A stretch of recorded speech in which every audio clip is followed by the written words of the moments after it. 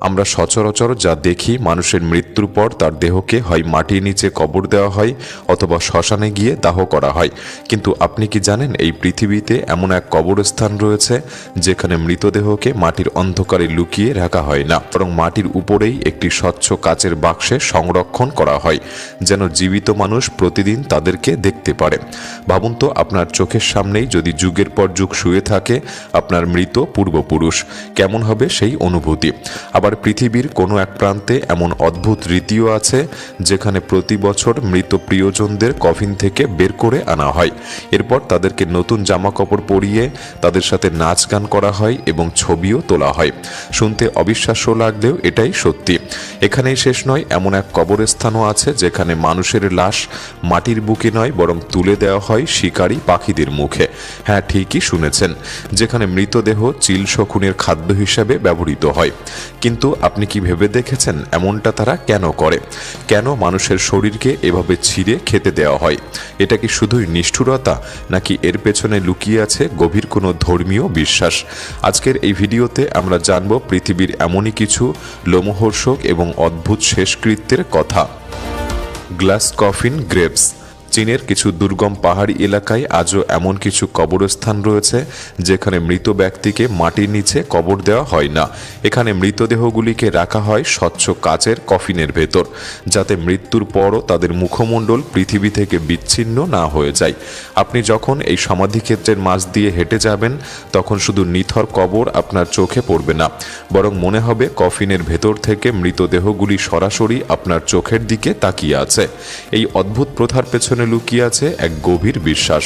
স্থানীয়দের ধারণা, যতক্ষণ মৃতদেহটি মানুষের চোখের সামনে দৃশ্যমান থাকবে এর ফলে মৃতের আত্মা শান্তিতে থাকবে।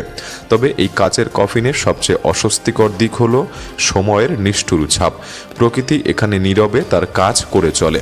চামড়ার রং ধীরে ধীরে বদলাতে থাকে, মুখমণ্ডল কুঁকড়ে যায় এবং চোখের কোটরগুলি গর্তের ভেতরে ঢুকে যায়। আর এই সমস্ত বিভীষিকাময় দৃশ্য কাচের পর্দার ওপাশ থেকে একদম পরিষ্কার দেখা যায়। এখানে মৃত্যু কোনো এক মুহূর্তের ঘটনা নয়, বরং চোখের সামনে ঘটতে থাকা এক দীর্ঘ প্রক্রিয়া। এই কাচের কফিনগুলি দেখে গা শিউরে ওঠার আসল কারণ কিন্তু মৃত দেহ নয়, বরং মৃত্যুর এই নির্মম দৃশ্যটা। এখানে জীবিত এবং মৃতের মাঝখানে ব্যবধান তৈরি করে শুধু একটি পাতলা কাচের দেওয়াল। Toraja cliff graves. ইন্দোনেশিয়ার সুলাওসি দ্বীপের তোরাজা উপজাতির কাছে মৃত্যু মানেই বিদায় নয়। এখানে মৃত্যুর পরও সম্পর্ক শেষ হয়ে যায় না, শুধু থমকে দাঁড়ায়। তোরাজা মানুষেরা তাদের মৃত স্বজনকে সাথে সাথেই কবর দেয় না, বরং লাশকে কাপড় দিয়ে মুড়িয়ে বাড়ির ভেতরেই রেখে দেয়, যেন মানুষটি কেবল অসুস্থ হয়ে আছে এবং হয়তো কোনো এক সকালে আবার জেগে উঠবে। কিন্তু এখানকার সবচেয়ে বিস্ময়কর রীতি হলো মানে এই প্রথা অনুযায়ী কয়েক বছর পর পর তোরাজা লোকেরা তাদের পূর্বপুরুষদের কফিন আবার উন্মুক্ত করে। কফিন থেকে লাশ বের করে আনা হয়, হাড়গোড় পরিষ্কার করা হয় এবং মৃতদেহকে পরানো হয় একদম নতুন ও দামি পোশাক। এই পোশাকগুলি শুধু প্রথা মেনে পরানো হয় না, পরিবারের সদস্যরা খুব যত্ন নিয়ে সেগুলিকে পরিয়ে দেন। এরপর তারা মৃতদেহকে সোজা করে দাঁড় করিয়ে দেয়, তাদের সাথে ছবি তোলে, গল্প করে, ঠিক যেন তারা এখনও পরিবারের একজন জীবিত সদস্য। এই বিশেষ মুহূর্তে জীবন এবং মৃত্যুর বিভেদ রেখা যেন পুরোপুরি মুছে যায়। এই অদ্ভুত রীতির পর মৃতদেহগুলিকে পুনরায় কফিনে রাখা হয়। এরপর সেই কফিনগুলি রেখে দেওয়া হয় পাহাড়ের গুহায়। স্থানীয়রা মনে করেন এই রীতি পালনে কোনো ভুল হলে পূর্বপুরুষদের আত্মা রেগে যেতে পারে, আর তার প্রভাবে ফসল নষ্ট হওয়া থেকে শুরু করে রোগবালাই, এমনকি বাড়ির ভেতরও নেমে আসতে পারে নানান অদ্ভুত বিপদ। চাওচিলা সিমেট্রি। পেরুর নাচকা মরুভূমির ঠিক মাঝখানে এমন এক অদ্ভুত জায়গা রয়েছে যেখানে মৃতদেহ মাটির নিচে সমাহিত নয়, বরং মাটির উপরে বসে থাকতে দেখা যায়। এই জায়গাটির নাম চাওচিলা সিমেট্রি। এটি দেখে কোনো সাধারণ কবরস্থান মনে হয় না, বরং মনে হয় যেন এক উন্মুক্ত প্রদর্শনী বা ওপেন এক্সিবিশন। পার্থক্য শুধু একটাই, এখানে শোপিস হিসেবে সাজিয়ে রাখা হয়েছে মানুষের মৃতদেহকে। এই সমাধিস্থলটি প্রায় 1000 বছরের পুরনো।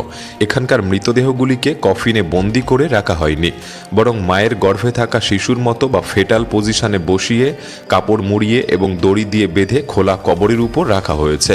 নাচকা মরুভূমির সবচেয়ে অবাক করা বিষয় হলো এর শুষ্ক আবহাওয়া। এখানকার বাতাসে আর্দ্রতা বা ময়েশ্চার নেই বললেই চলে, আর ঠিক এই কারণেই মৃতদেহগুলি প্রাকৃতিকভাবেই মমিতে পরিণত হয়েছে। হ্যাঙ্গিং কফিন অফ সাদাগা। ফিলিপাইনের সাদাগা পর্বতমালায় আপনি যখন উপরের দিকে তাকাবেন তখন কেবল পাহাড়ই চোখে পড়বে না, বরং বাতাসে দুলতে থাকা মানুষের মৃতদেহ আপনার নজরে আসবে। এখানে মৃতদেহকে মাটির নিচে সমাহিত করা হয় না, বরং খাড়া পাহাড়ের গায়ে ঝুলিয়ে রাখা হয়। এই অদ্ভুত প্রথাটি হ্যাঙ্গিং কফিনস বা ঝুলন্ত কফিন নামেই পরিচিত। স্থানীয় ইগোরর উপজাতিরা বিশ্বাস করেন যে মৃতদেহকে যত উপরে রাখা হবে তার আত্মা তত দ্রুত স্বর্গের কাছাকাছি পৌঁছাতে পারবে। আর ঠিক এই কারণেই মৃতদেহগুলিকে পাহাড়ের খাঁজে ঝুলিয়ে দেওয়া হয়। অবাক করা বিষয় হলো এখানকার বয়স্ক মানুষেরা মৃত্যুর আগেই নিজেদের কফিন নিজেরাই তৈরি করে রাখেন। তবে সবচেয়ে শিউরে ওঠার মতো ব্যাপার হলো এই কফিনগুলি আকারে অত্যন্ত ছোট। মৃতদেহকে রীতিমতো জোর খাটিয়ে দুমড়ে মুচড়ে এই ছোট বাক্সে ঢোকানো হয়। এমনকি অনেক সময় হাড় ভাঙার মতো মর্মর শব্দও শোনা যায়। আজও সেই খাড়া পাহাড় বা ক্লিফের নিচে ছড়িয়ে ছিটিয়ে থাকা অসংখ্য মানুষের হাড়গোড় দেখতে পাওয়া যায়, যেন পাহাড় নিজেই সেই মৃতদেহকে প্রত্যাখ্যান করেছে। Sky burial grounds. তিব্বতের বরফ ঢাকা পাহাড়ের বুকে এমন এক জায়গা রয়েছে যেখানে মানুষ মারা যাওয়ার পর তার ভাগ্যে মাটি বা আগুন জোটে না। এখানে মৃতদেহকে কবর দেওয়া হয় না, বরং সঁপে দেওয়া হয় সরাসরি আকাশের হাতে। এই প্রথাকেই বলা হয় স্কাই বিউরিয়াল বা আকাশ সমাধি।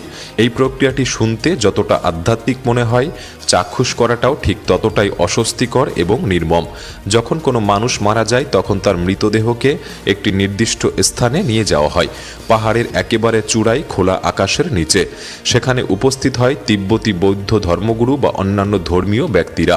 তারপর বিশেষ প্রশিক্ষিত ব্যক্তিরা পাথরের অস্ত্র দিয়ে মৃতদেহ টুকরো টুকরো করে কেটে ফেলে, হাড়গুলি পর্যন্ত থেতলে গুঁড়ো করে ফেলে।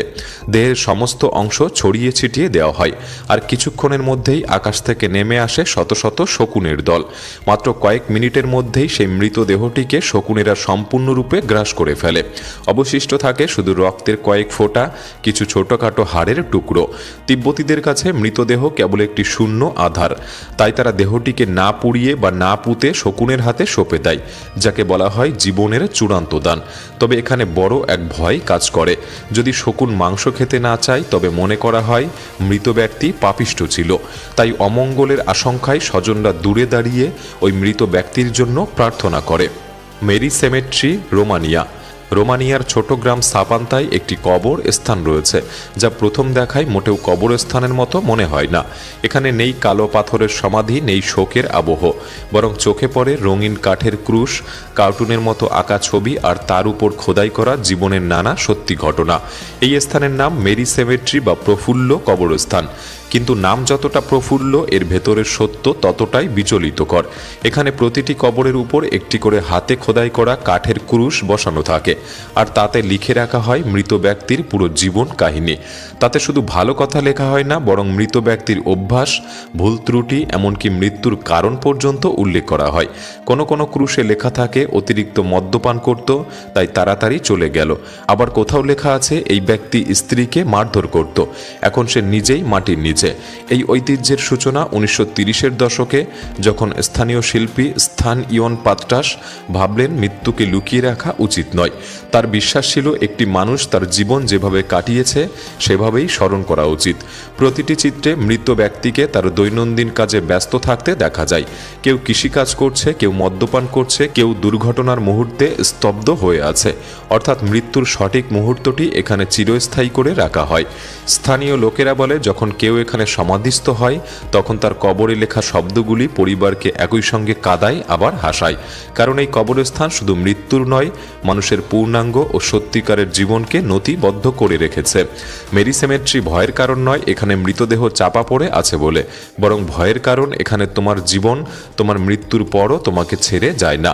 মৃত্যুর পর আমাদের দেহের সাথে কি করা উচিত? দাহ, সমাধি, নাকি আকাশের শকুনের খাবার?